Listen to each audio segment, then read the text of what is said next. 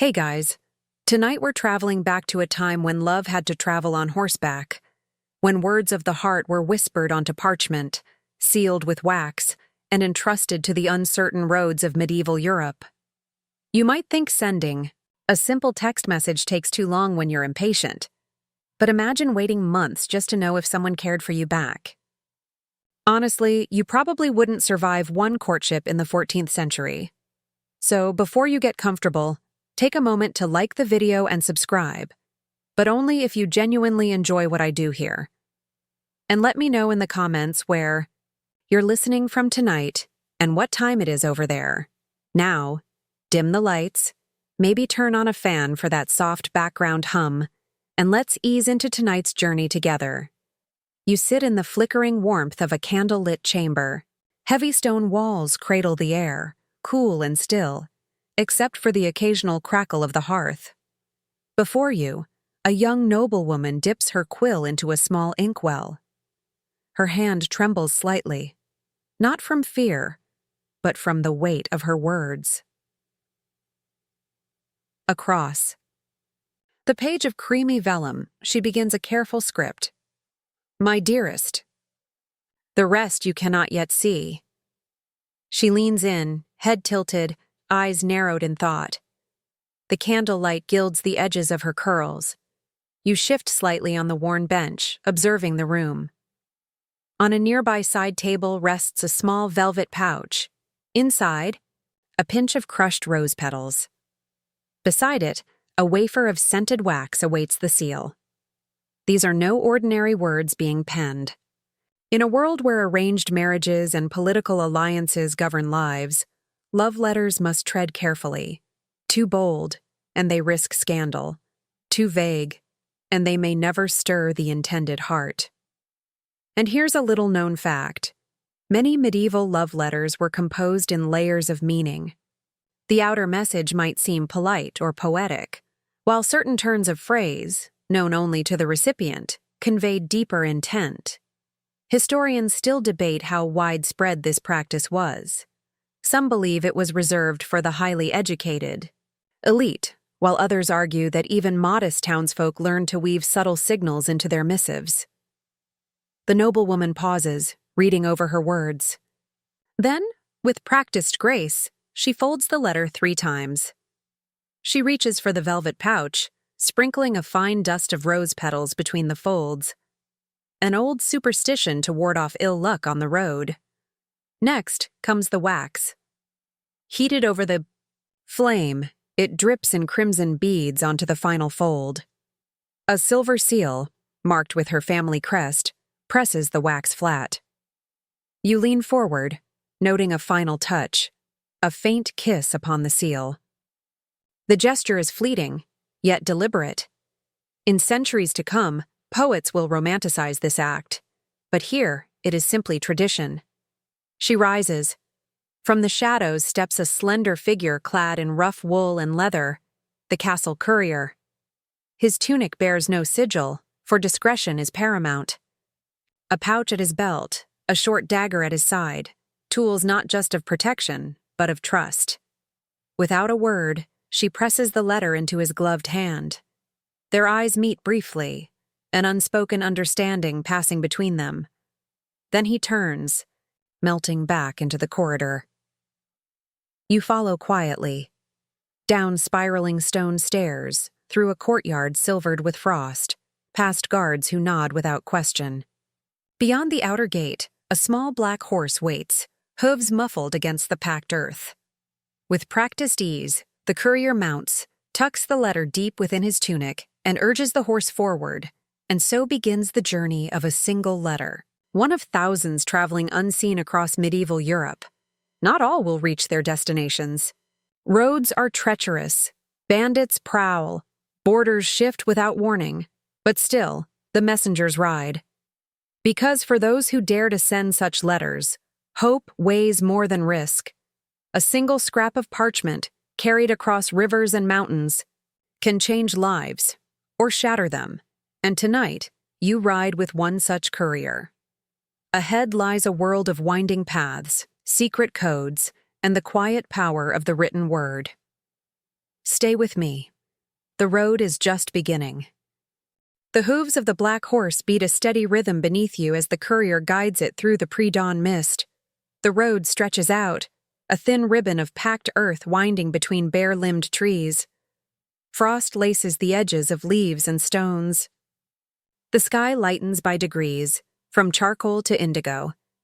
You draw your cloak tighter, breath rising in pale wisps. The letter, that folded bundle of words and hopes, rests against the courier's chest, warmed by his body, guarded like a secret. And this is where you begin to grasp the hidden web of medieval communication. Contrary to popular belief, there wasn't a grand unified postal service across Europe in these days. No post offices, no neat rows of mailboxes, no cheery carriers whistling through the lanes. Instead, there were networks, a patchwork of royal messengers, merchant couriers, monastic scribes, and freelance runners. Some were paid handsomely, others worked out of loyalty or necessity. All shared one vital trait. They knew the roads. The figure you ride with tonight belongs to one such loose-knit group. He is no royal postman, but a trusted servant of this particular household, part of a network cultivated through favors, marriages, and whispered promises. In major cities, guilds of merchants often employed their own couriers. Great abbeys sent letters through chains of monastic riders. The king's own messages traveled under the guard of armored envoys. But love letters? They traveled in the shadows of these systems, slipped into leather pouches beneath bolts of cloth, carried in the binding of a book, sewn into the lining of a courier's cloak. Discretion mattered more than speed. And here's a curious fact. Some noble houses maintained secret codes known only to their messengers. A knot in a cord, a certain fold in a letter, a dash of wax in an unexpected place, all conveyed vital instructions: deliver swiftly, deliver cautiously, destroy if intercepted. Historians still debate just how elaborate these codes became. Some suggest entire networks of semi-professional love letter couriers emerged in the late Middle Ages, particularly in the courts of France and northern Italy. Others caution that such tales are the stuff of romance more than record.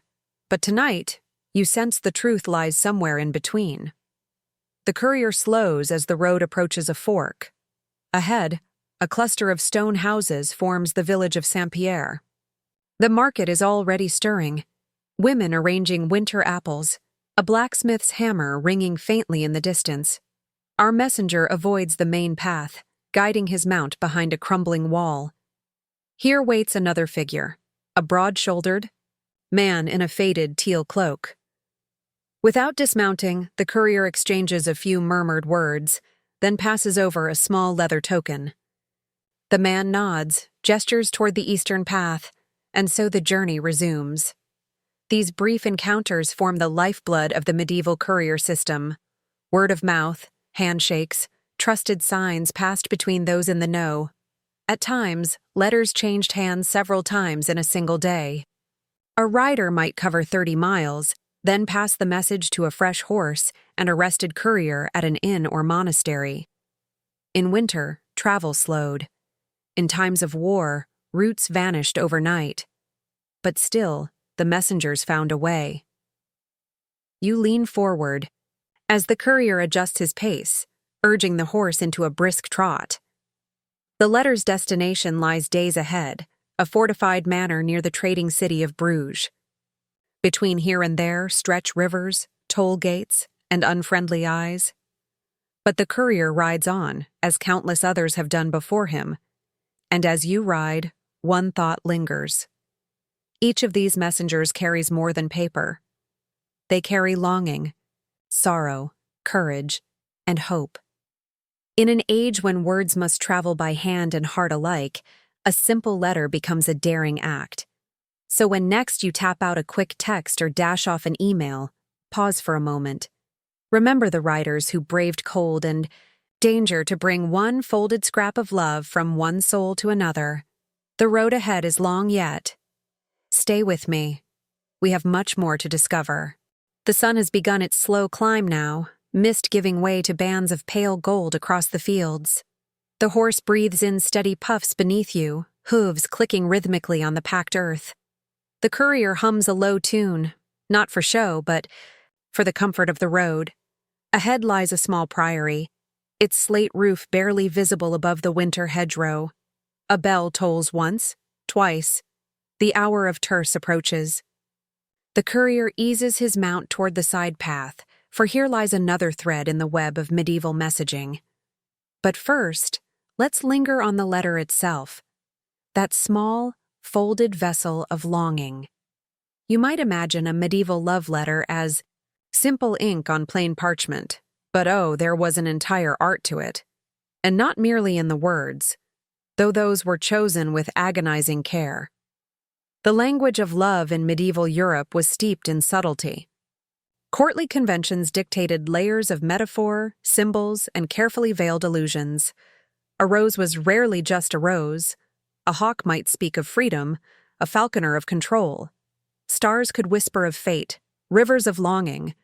And here's a delightful fact. Many such letters included coded phrases or acrostics, the first letter of each line spelling out a name, a plea, or a secret message meant only for the beloved. Some letters bore painted margins, garlands of flowers, tiny birds, or saints subtly chosen for their symbolic weight. A violet for faithfulness, rosemary for remembrance, ivy for fidelity. Historians still debate whether such flourishes were primarily the province of the aristocracy or whether wealthy merchants and learned townsfolk adopted them too. The line between popular practice and poetic ideal was often blurred. But there is no doubt about this. Many love letters carried not just words, but scent. A sheet perfumed with rosewater or violet oil might carry the sender's essence across leagues. One 14th century manual on courtly love advised applying scent to both paper and seal, for thus doth the spirit travel swifter to its aim. The letter your courier carries tonight bears such care. You can still catch the faintest trace of rose and clove when the wind shifts.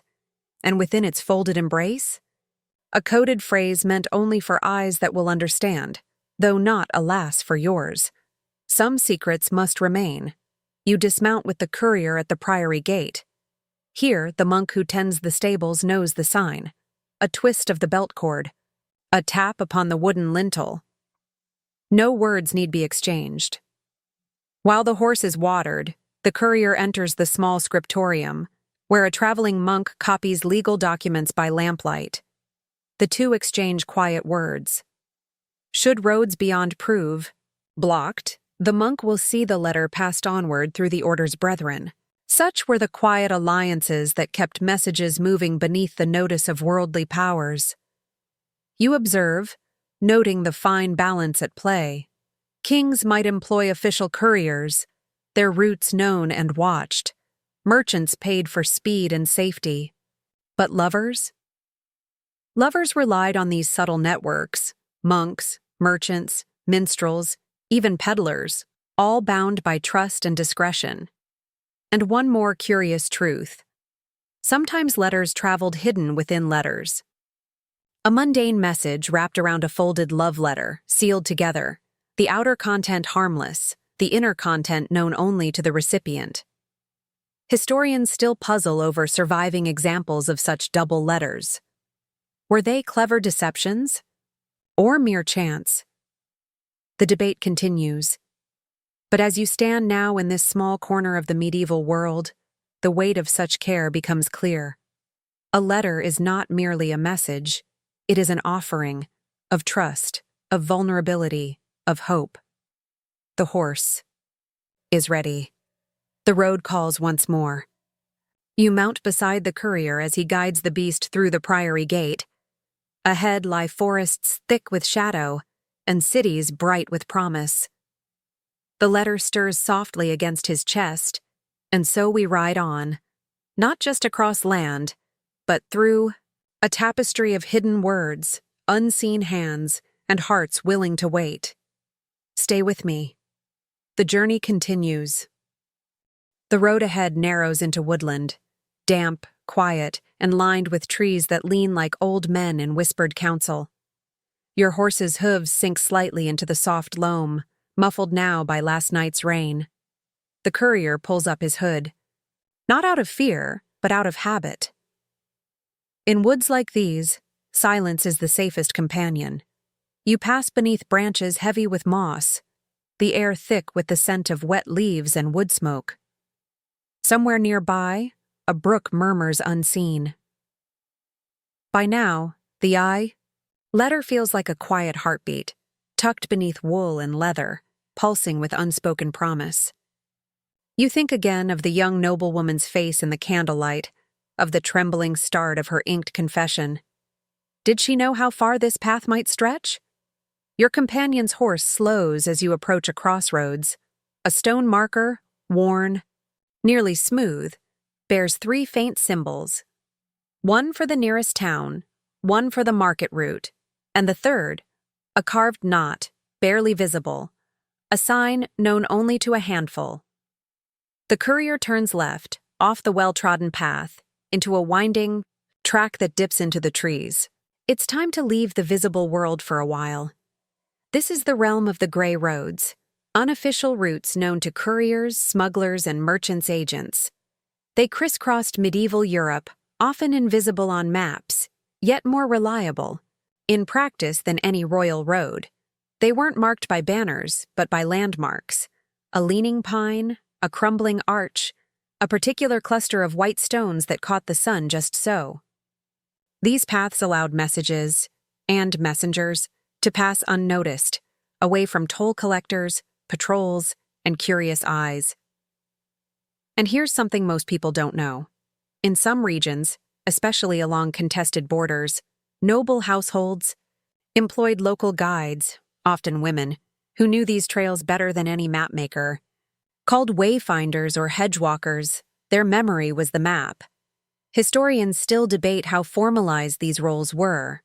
Some claim it was an extension of old herbalist traditions.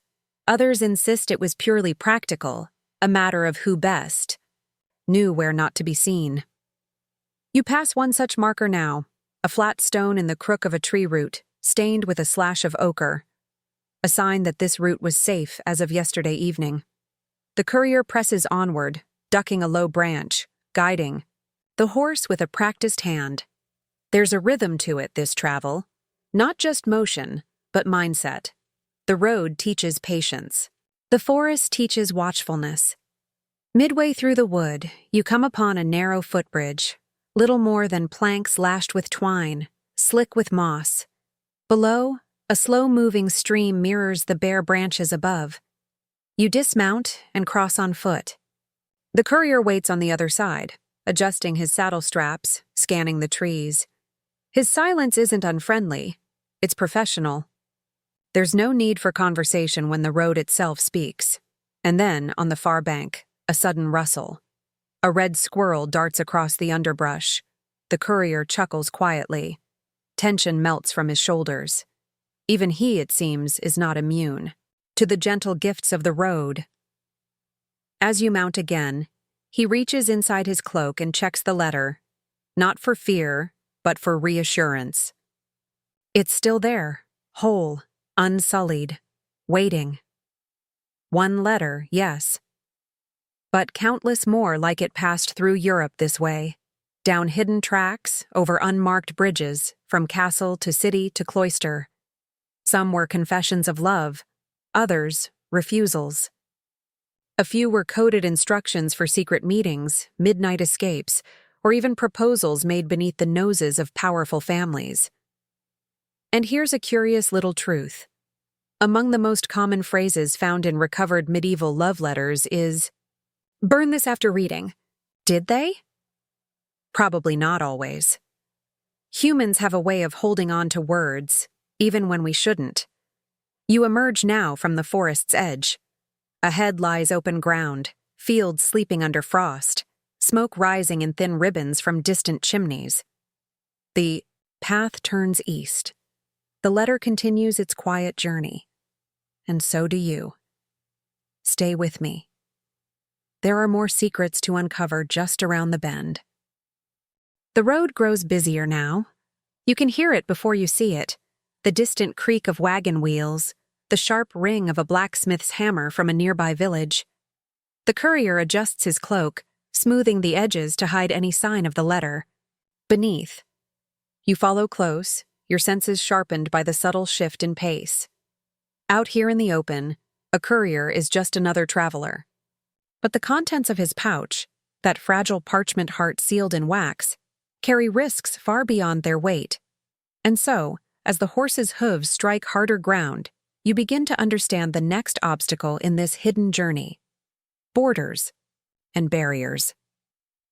Medieval Europe was a patchwork quilt of territories, duchies, bishoprics, free cities, and fiefdoms, each with its own laws, tolls, and watchmen. A courier might leave one lord's land at dawn, enter another's by midday, and face an entirely different set of dangers before nightfall. And here's something many forget. Most roads were privately controlled. Bridge crossings, market routes, and even woodland paths often carried tolls, and toll keepers were rarely choosy about the goods they inspected, which is why so many couriers relied on misdirection. Tonight's letter travels beneath a folded sheaf of merchant invoices, mundane enough to pass a casual glance, yet just fragile enough that few would risk rifling through them carelessly. Historians still debate whether noble households maintained formal safe conduct arrangements for their private messengers, in royal circles certainly, but love letters? Far less likely. Instead, families cultivated favors, a friendly gatekeeper here, a helpful merchant there. Coins changed hands. Wine casks were delivered. A wink at the right moment ensured a letter kept moving. Ahead now, a stone arch marks the edge of a walled town. You smell wood smoke and hear the rise and fall of market chatter beyond the gate. A pair of guards lounge nearby, halberds resting against the wall. One gestures lazily as you approach. The courier dismounts with practiced ease, offering a nod. His pouch remains untouched, his hands visible. This is not his first crossing. One of the guards steps forward, eyeing the courier's documents. The exchange is brief, words few and well chosen. The merchant invoices do their job, a shield of paper for the letter nestled beneath. And here's a little-known fact. Certain noble families kept lists of which gatekeepers were most amenable to a discreet crossing. These lists were updated regularly, passed between stewards and chamberlains like prized recipes. You pass through without incident. The town beyond hums with life, cobbled streets, shopkeepers hawking wares, children darting between carts. Yet even here, the courier's focus remains steady. A brief stop to water the horse, another to purchase bread and a flask of spiced wine. The letter remains untouched. To open it here, in this crowded place, would be folly. The eyes of the market see more than one might guess. You move on, through winding alleys, past the cloistered calm of a Dominican priory, out through a lesser-known postern gate. The courier's chosen path is no accident, every turn calculated to avoid attention, and yet, even the most careful journey can be undone by chance. A sudden checkpoint, a curious official, a rival household with ears in unexpected places. Which is why, in some cases, couriers carried decoy letters, harmless notes designed to draw attention away from the true prize. Historians still argue about how often this ruse was employed, but recovered examples suggest it was not uncommon. The sun tilts westward now, shadows lengthening. The open road beckons once more. You ride past fields rimed with frost, the air crisp with the scent of approaching winter. The letter remains sealed, its words unread. But its presence hums between you and the courier, a quiet thread binding the journey together. Ahead lies rougher country and rougher company. But for now, the road holds steady beneath your horse's hooves. Stay with me. The next leg may not be so kind. The sun is sinking now, the sky painted in strokes of copper and deepening blue. The road ahead grows lonelier, bordered by wind-gnarled trees and hedges heavy with the scent of damp earth. The courier's horse moves at an easy pace, but there's a new tension in the air. A slight glance over the shoulder, a hand resting just a little closer to the dagger at his side. You sense it too. This is the stretch where things most often go wrong. Bandits were a fact of life in medieval Europe. The roads between towns could be treacherous, especially in regions where lords neglected their patrols or where war had left men desperate. And couriers, though rarely rich, made tempting targets. After all, a letter might seem worthless, but in the right hands, information could fetch a handsome price. Ahead now, the road narrows into a shallow cutting between low wooded banks. The courier slows, scanning the shadows. You hear it too, the muffled snap of a twig, the rustle of unseen movement, and then a voice, rough, impatient, a demand to halt. From the shadows step 3 figures, cloaked, armed, faces half hidden. Beneath hoods, their leader carries a short sword, the others brandish cudgels. They're not here for polite conversation. The courier reins in the horse, raising one hand calmly. He speaks few words, an offer of the wine flask, and what little coin he carries. His voice is level, practiced. This is not his first such encounter, and here's an odd historical truth. Some couriers carried small bribe purses specifically for moments like this. A few coins to buy passage and avoid violence. King's messengers might rely on armed guards, but love letters wrote in humbler company. The leader eyes the offering, then gestures. 2 of the bandits search the courier's saddlebags, turning up bread, a knife, a length of rope. The pouch beneath his cloak remains untouched, shielded by the layered folds of his garment. You watch in tense stillness as the moment stretches. One of the bandits swears softly in some dialect you don't know. Another kicks at a stone, clearly disappointed. At last, the leader grunts, snatches the wine flask, and waves the group off. The courier nods once, reins the horse forward. You ride on in silence, heart thudding faintly against your ribs. Only when the road widens again does he reach beneath his cloak, fingers briefly brushing the letter. It's still there, unbroken, untouched. And here's a curious thing. Recovered accounts from medieval couriers reveal that letters were sometimes deliberately hidden within layers of clothing, stitched into seams, bound beneath belts, even pressed flat between the soles of boots. Anything to protect the precious words they carried. Historians still debate whether these techniques were taught formally or passed along courier to courier in the taverns and post-inns of the road.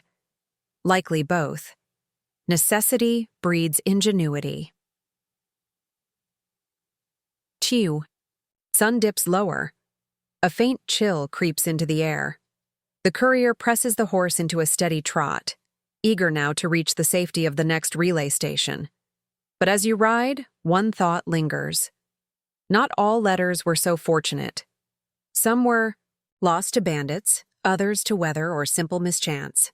The road held no promises, and when a letter went missing, especially one of the heart, the consequences could ripple far beyond the road. But that's a tale for another stretch of the journey. For now, the courier rides on, weary, wary, but undeterred. And you ride with him deeper into this strange, beautiful web of medieval words and longing. Stay with me. The next turn may surprise us both. The stars prick the sky now, faint pinpoints against a velvet dusk. You ride beneath their watchful gaze, hooves muffled against the soft earth of a well-worn lane. The courier hums again, low, steady, a sound more for himself than for company. Ahead, a warm glow spills through the darkness. A wayside inn, its thatched roof framed by ancient oaks. Smoke curls from its chimney, promising food, fire, and for the weary messenger, a precious chance to rest. This is no ordinary inn. You can feel it in the way the courier straightens, in the glance he exchanges with the stable boy who appears from the shadows. Coins change hands. No questions are asked. You dismount. The air inside is thick with the sense of roasting meat, damp wool, and spiced ale. Traders and travelers crowd the common room, voices rising and falling in a comforting murmur. But the courier does not linger here. He leads you to a smaller chamber beyond the hearth, a place reserved for messengers, trusted merchants, and the occasional wandering scholar. Such inns, postal inns, relay stations, staging posts, formed the arteries of Europe's unseen letter trade. Though not officially chartered, many developed quiet reputations for safe handling of messages, rest for riders, and the exchange of news. And here's a little-known fact. Some of these inns kept discreet message boxes, wooden chests, with hidden compartments where letters could be left for trusted hands to carry onward. A forerunner of sorts to the post office drop box. Historians still argue over how formal these networks were. Some suggest they arose organically from merchant guild ties. Others believe certain innkeepers cultivated them deliberately, building webs of favor and trust. Tonight, the courier carries no need for such a drop. His mission is personal, direct. But he does use the station's other vital service, the changing of horses. You watch as a stable hand brings a fresh mount, leaner, faster, its tack well cared for. The first horse, sweat-dappled and weary, is led to water and feed. The exchange is swift, practiced. Within the hour, you are riding again, the letter now one day closer to its destination. And here's another curious truth. Many inns maintained informal ledgers tracking regular couriers, their routes, and even their reliability. A messenger known for discretion and punctuality could find friendly stables and open doors across vast stretches of land. A careless one? Well, news traveled quickly. You settle into the new horse's rhythm as the road opens beneath a starry sky. The land here is flatter, fields giving way to rolling heath. The air carries the faint scent of heather and wood smoke. The courier speaks at last, not of the letter nor of the road ahead, but of the stars. How certain constellations guide night travelers. How the rising of Orion marks the coldest weeks. His voice is low, almost reverent, for in this work, time is not counted by clocks but by sky and shadow. The phases of the moon, the swelling buds of spring, the brittle snap of frost beneath hooves, these are the measures by which couriers ride. And so you ride on, beneath stars that have guided countless messengers before you. Each letter, fragile bridge across distance and longing. Each road a thread in the great tapestry of unseen histories. Ahead, the land grows darker. Fewer farms, fewer lights. But the courier shows no hesitation. He knows this path well. The letter remains close, sealed, scented, and waiting. How many more nights until its words reach the one who longs to read them? Stay with me. The answer lies just a little further on. The stars wheel slowly overhead as you press on into the deeper night. The road is little more than a ribbon of pale dirt now, winding through low hills cloaked in shadow. The courier's face is calm, his body swaying with the motion of the horse. He rides as though the road itself were part of him, and perhaps, in a way, it is. For tonight you glimpse a truth rarely written in chronicles. The best couriers were not chosen for their strength alone, nor even their skill with blade or reins, but for their memory. They carried 1,000 routes in their minds, hidden, paths, safe crossings, the names of friendly gatekeepers and the places to avoid after dark. In a time before detailed maps, such living knowledge was priceless. Ahead now, the land flattens. The faint glimmer of a river winds across the landscape like a silver snake. You smell the water before you see it, cold and earthy beneath the idy, crisp air. The courier slows the horse and dismounts at the river's edge. No bridge here, only a shallow ford known to a careful few. He tests the depth with a staff drawn from his saddle. And here's a curious fact. Certain fords across medieval Europe became famous among couriers for their reliability. Even in flood, they were the last to remain passable. Many bore old names whose meanings are now lost to us, but which once guided riders through the shifting veins of Europe's rivers. You cross together, water swirling around the horse's legs. The letter is held high, safe within its pouch. The current pulls at your boots, cold as stone. But soon you reach the far bank, wet but unharmed. Beyond the river lies a change, subtle but felt. The courier sits a little straighter. The horse's pace quickens. You sense you are entering territory where the letter's weight grows heavier, more dangerous. Not all who wish to stop a message stand in plain sight. In noble courts, in merchant councils, rivals often paid informants to intercept correspondence, especially when it concerned affairs of the heart. Love letters could become weapons, proof of infidelity, grounds for annulment, pretexts for war. And so, many couriers employed small precautions. Tonight, the courier reaches into his pouch and withdraws a second letter, outwardly identical to the first. A decoy. Its words meaningless, designed to mislead any who might capture him. Historians still debate whether this practice was common or merely a romantic fiction. Yet recovered examples of decoy letters do exist, some scrawled with gibberish, others with innocuous market orders concealing a folded second message within. You pass a lone watchtower now, its lantern glowing faintly atop a crumbling stone spine. No challenge comes. The courier rides on, eyes forward. By dawn, you will reach the outskirts of Bruges, the city where the letter is meant to find its reader. But the final leg will be the most perilous. Within city walls, enemies may wear velvet, not steel. And trust is a rarer coin. The courier knows this well. His pace is steady but alert, hands loose on the reins, senses tuned to every shift in the wind, every echo of hoof on stone. Beside him, you feel it too. The hum beneath the surface, the silent understanding that words can topple kingdoms and mend hearts alike, that a single folded parchment, sealed in wax and touched with scent, can shape a life. And so you ride on through the deepening night, stars fading one by one. The river lies behind. The city waits ahead. The letter beats softly against the courier's heart. Stay with me. The dawn will bring new dangers and new hope. The eastern sky glows faintly now, a soft wash of gray and pink spilling over the dark horizon.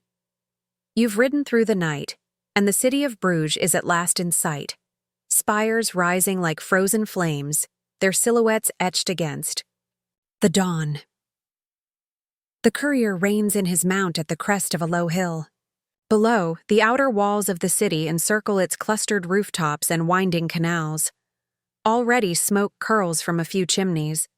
The city stirs awake. But entering is not so simple. In medieval cities, gates were watched carefully and papers inspected, with varying degrees of scrutiny. A merchant's pass, a noble's seal, or a carefully folded letter of introduction might ease one's way, or not. You dismount with the courier beneath a copse of bare-limbed trees, where the first light has yet to fully reach. From a leather pouch he draws a folded document, not the love letter, but a trade permit linked to his employer.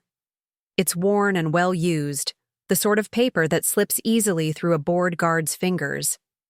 And here's a curious truth. Many couriers traveled with multiple identities. One letter might name them as a cloth merchant's agent, another as a scribe in service to a minor noble. Some even carried small tokens, rings, brooches, or bits of livery, to match their story to whoever asked. Historians still argue how organized these practices were. In some cities, entire networks of sympathetic merchants and innkeepers aided trusted couriers. Elsewhere, such games were solitary and dangerous. The courier mounts again. You follow him down the slope to the city's east gate, where a line of early travelers already gathers. Wagons of wool, casks of wine, a troop of jugglers on tired ponies. The strange parade of morning trade. The guards here wear the crest of the city, a black lion on gold. Their captain leans against the gatepost, yawning beneath a battered helm. The courier offers a friendly nod, passes over his folded permit. The captain's eyes skim the paper, barely interested. Another nod, a murmured word. The way opens. You ride through narrow cobbled streets that echo with the clatter of hooves.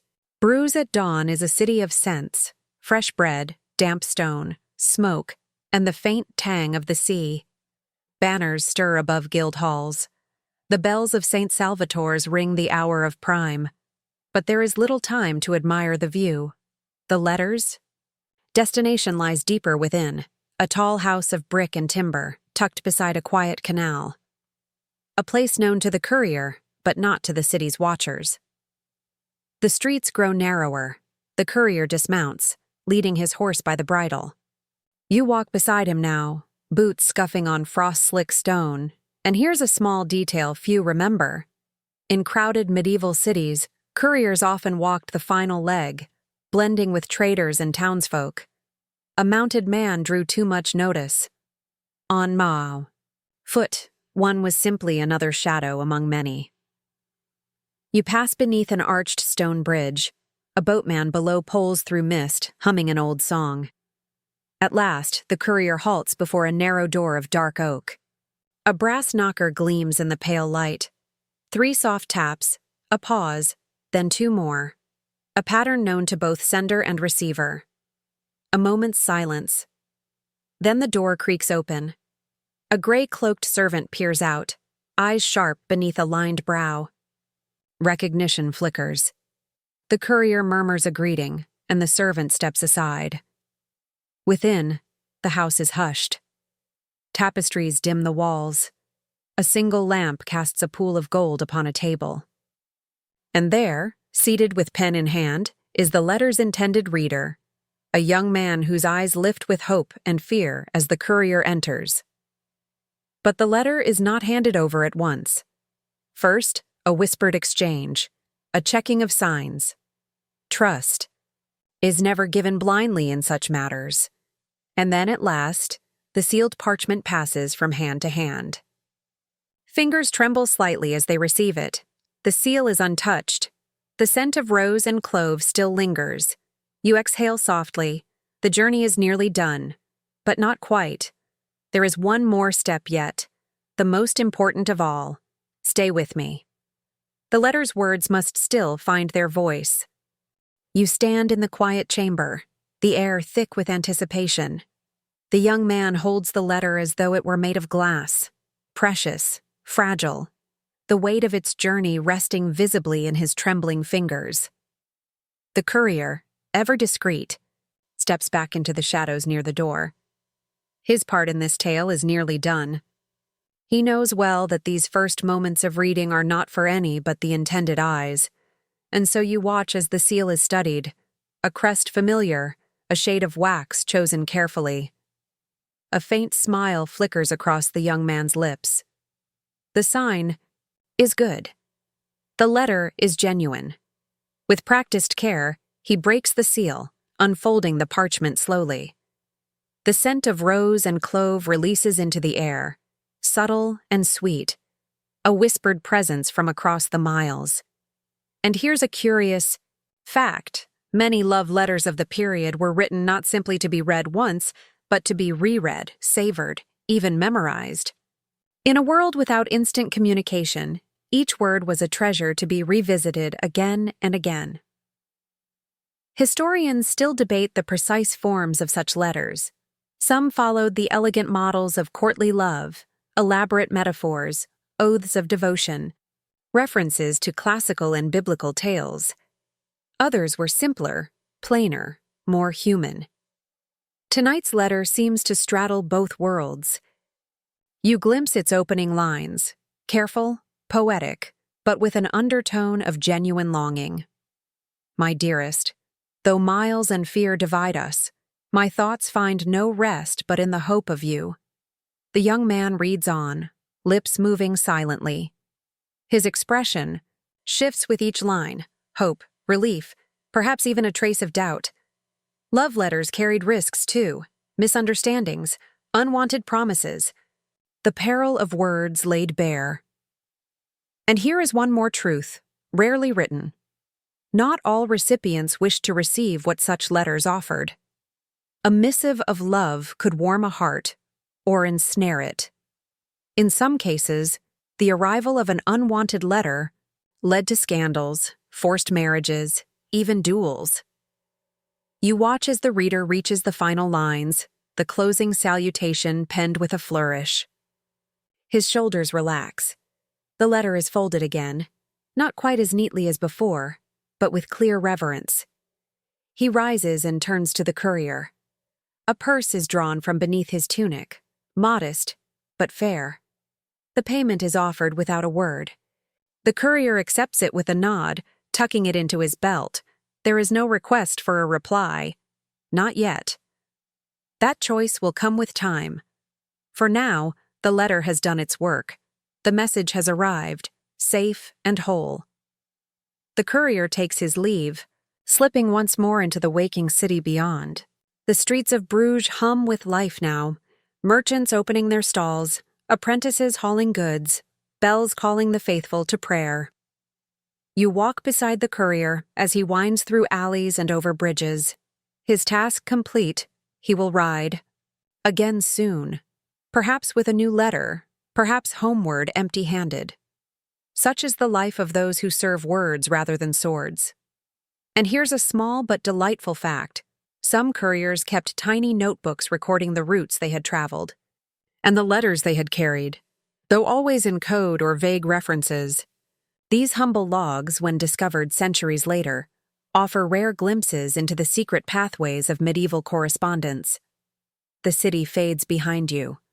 The open road calls once more. Another horse, another dawn. The courier rides onward, part of an invisible thread that connects hearts across distance and time. And as you ride with him, you feel it too. The quiet triumph of words delivered, the fragile hope carried in ink and breath. Stay with me. The road still holds more stories. Yet, the city lies behind you now, its spires fading into the soft haze of a late morning sky.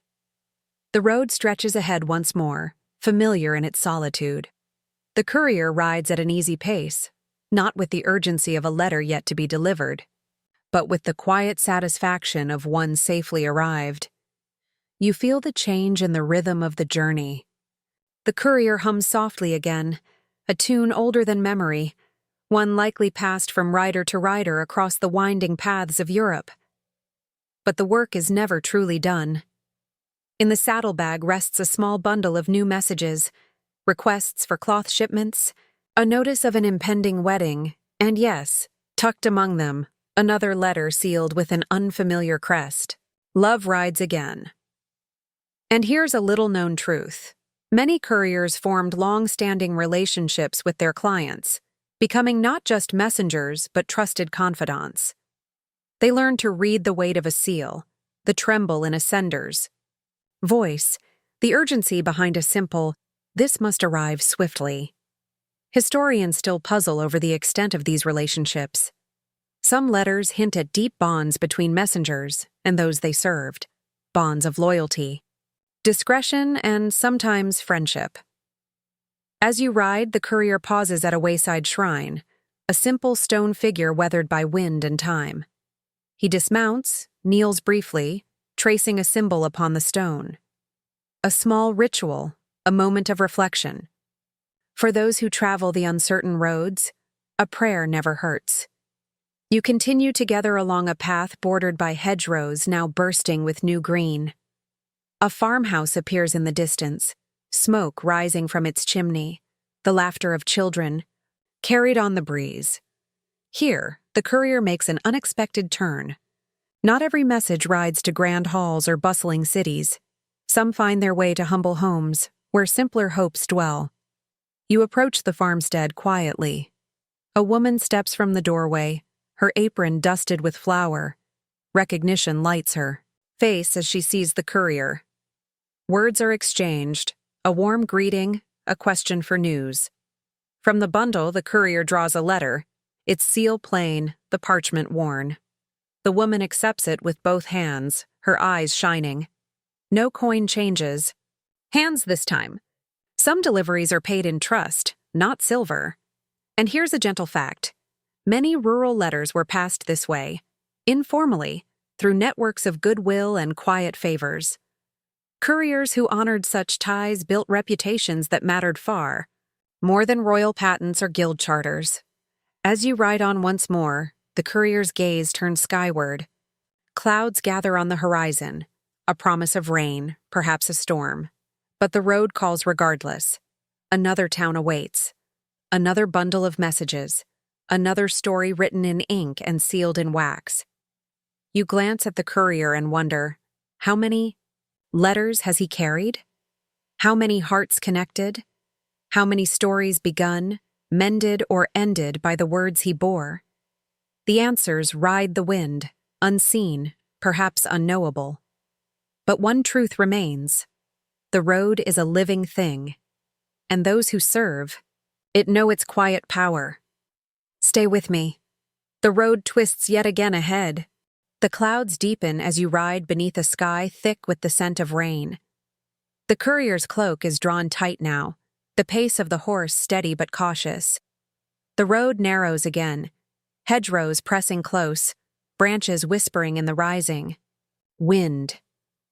You feel it in the air, a shift, a subtle tension. Not every letter is meant to be read in daylight. Not every message welcomes discovery. The courier slows near a crossroads marked by a leaning oak. There, beneath the roots, he draws forth a small oilskin packet, tucked carefully where only those who know would think to look. Within it, a letter marked with strange symbols, its seal stamped not with a noble crest, but with a ciphered mark. And here is where the tale takes a darker turn. Throughout medieval Europe, love was not always permitted to flow freely. Feuding. Families, political alliances, the rigid rules of church and court, all conspired to keep certain hearts apart. Yet where such barriers rose, so too did ingenuity. You watch as the courier studies the letter, his brow furrowed. A known code, perhaps, one he's carried before. And here's a fascinating fact. Some medieval love letters were written entirely in cipher, a practice more common than you might expect. From simple letter substitutions to elaborate steganographic techniques, lovers sought to cloak their words from prying eyes. Historians still debate the origins of these codes. Some trace them to courtly circles in Italy and France, others to monastic traditions where cryptic writing was an art. But by the 14th century, such methods had spread widely among Europe's literate elite. Tonight's letter is one of these. The courier tucks it carefully beneath his cloak, setting off once more at a brisk pace. Time matters now, for such messages risk more than interception. If discovered, they could lead to scandal, imprisonment, even exile. The road dips into a wooded valley where shadows pool beneath the trees. Here, the courier dismounts, leading the horse on foot along a narrow, winding path. You follow in silence, senses sharpened by the hush of the forest. And here's another curious truth. Some couriers memorized not only their routes, but the codes they carried, in case a letter had to be destroyed and its message conveyed. By word alone. The mind in such moments became both parchment and seal. At the valley's heart stands a half-ruined chapel, its stones clad in moss and ivy. Within, a solitary figure waits, hood drawn low, posture tense. A trusted agent, known to the courier. No words are exchanged. The coded letter passes hand to hand, swift and sure. The figure vanishes into the shadows. The courier exhales softly. Another piece of the unseen web has held fast. You ride on as the rain begins, soft at first, then insistent. Droplets beat upon leather and wool, the road glistening beneath, your horse's hooves, and you realize now, this world of messages is as much about trust as it is about speed. Trust in unseen allies, in the silent strength of a courier's hand, in the fragile power of ink upon parchment. For in a time when love could not always speak aloud, the coded letter became a voice, secret, defiant, enduring. Stay with me, for some words, once written, can never be silenced. The rain eases as dawn's pale light filters once more through thinning clouds. The courier rides with renewed purpose now, the city behind him, the road winding through fertile valleys and clustered villages. But today's path carries a different weight. The next letter in his pouch, sealed with deep crimson wax, its edges worn by anxious hands, is no ordinary message of longing. Some letters change lives. A few, though rare, change destinies. You ride alongside him as he turns onto a lesser-known road, one that leads toward the estate of a powerful noble family. Within the folds of that single letter lies a proposal of marriage, brokered not by parents or priests, but by two young hearts determined to shape their own fate. And here's a truth too often forgotten. While many medieval marriages were arranged, for wealth or alliance, love still found its stubborn way. And when it did, the letter became its bravest voice. Historians have uncovered tales, some documented, some whispered through the ages, of letters that defied the will of kings and councils alike, proposals sealed in secret, promises sworn by ink rather than oath. You pass through a village square now, where townsfolk prepare for the coming market. A traveling minstrel plucks a gentle tune, weaving a ballad of two lovers separated by war and distance. The courier listens, a faint smile ghosting his features. Even he, perhaps, knows that sometimes the road carries more than words. It carries hope. The path climbs gently into wooded hills, where the courier pauses beneath an ancient yew. Here, a hidden path branches left, one known only to those who have ridden this road in confidence. And here's another curious fact. In certain regions, couriers developed subtle signals to mark safe paths. A bent branch, a cluster of stones, a carved symbol on a tree's bark. These signs guided trusted messengers where maps could not. You ride now beneath arching branches, the air rich with earth and leaf. The courier's eyes scan each shadow, each rustle of the underbrush, for messages that seek to change destinies, draw attention, and not all of it kind. At last, the estate comes into view. Stone towers softened by ivy, banners stirring in the cool breeze. A place of power, yet within its walls, hearts beat as uncertainly as any other. The courier dismounts at a small side gate, greeted by a familiar servant. No grand entrance here. The letter must reach its reader in private, and so it does. Through dim halls and hidden stairwells, it passes hand to hand, from courier to servant to trusted confidant. At last, it reaches her, the noble daughter, whose fate now teeters upon a few carefully chosen words. You cannot see her face as she breaks the seal, but the air hums with the weight of the moment. Ink and parchment may seem frail things, yet they bear the power to alter lives, to forge or fracture the bonds that shape a family's future. And here's a final truth for this stretch of the road. Even the grandest chronicles rarely record such letters. Their words live in the spaces between history's lines, in the silent glances, the sudden shifts of fortune, the marriages made not by decree, but by daring. The courier waits by his mount, eyes steady. He may ride soon with a reply, or with nothing. That too is the way of such messages. You ride on once more, the road winding beneath wheels of time and chance. Each turn, each pause, each word carried unseen beneath cloak and seal. Stay with me. The next delivery may carry more than love alone. You ride now through country both familiar and strange, the kind of road where every village bears traces of the old ways, yet each turning offers something new. The courier's saddle creaks softly beneath him, the letter pouch once again occupied, this time with a message that stirs a different kind of tension. Not every letter of love and longing moves between two hearts alone. Some letters serve as bridges between families, nations, even faiths. And the letter you now carry whispers with such a purpose. Its seal bears a complex knot of symbols, half noble crest, half merchant's mark.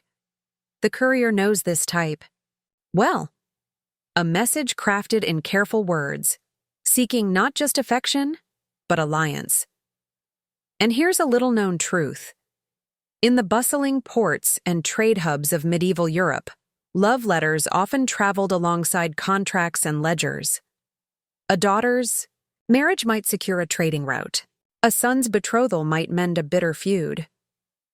Historians still argue whether such arrangements were matters of the heart or cold calculation. The answer, as so often, is both. You pass now through a thriving market town. The scent of spices from the east mingles with the sharp tang of freshly tanned leather.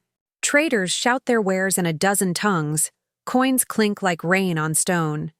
Here, amid the noise of commerce, letters ride swift and often unseen, tucked within bales of silk, hidden among scrolls of account, or passed from hand to hand beneath the cover of trade. The courier moves easily here, known to a few key figures.